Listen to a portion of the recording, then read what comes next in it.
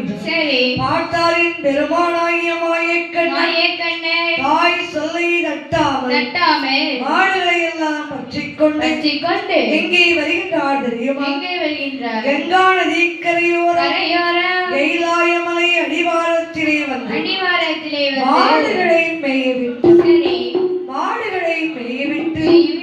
புல்லாங்குழலை கையிலே எடுத்தார். புன்னகவிராலி ராகத்திலே பாட்டி செய்தார். அந்த பாட்டு சத்தத்தை கேட்டபோது ஆடு மாடுகள் எல்லாம் ஆட ஆரம்பித்தன. ஆடு மாடுகள் மட்டுமா ஆடுகின்றது? அங்கிருக்கக்கூடிய மரம் கொடிகள் மட்டுமா ஆடுகின்றது? அரக்கணைக்கு பயந்து அதனை செடி அடியிலே சிவலிங்கமாக மறைந்தாரே சிவபெருமான். அந்த அதழி செடி ஆடுகின்றது. அதழி செடி ஆடுவதை கண்ட பகவான் மனதிலே என்ன நினைக்கின்றார்? பழைய வல்லரைக்கன் வந்துவிட்டான் போல் தெரிகின்றது. வல்லரைக்கன் வந்துவிட்டால் நம் உயிருக்கு ஆபத்து என்று யாரை மனதிலே நினைத்தார்?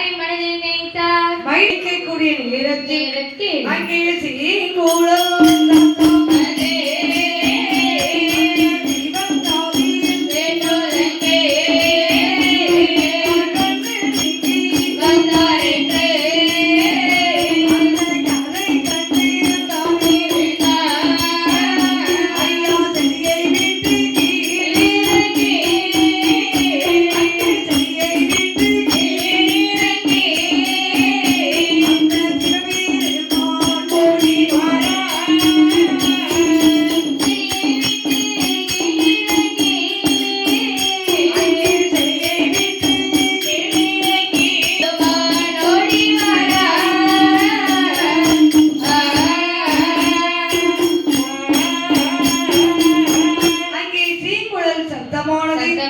சிவன் காதிலே கேட்கின்றது. கண்ணலிங்கே வந்தார் என்று கரைக்கண்ணன் தான் நினைத்தார்.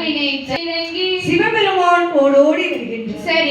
பகவான் வருவதை யாரையா கண்டது? மைத்துரனாகிய மாயக்கண்ணன் பார்த்தார். அதோ வருவது யாரு? நமது அத்தான் அல்லவா?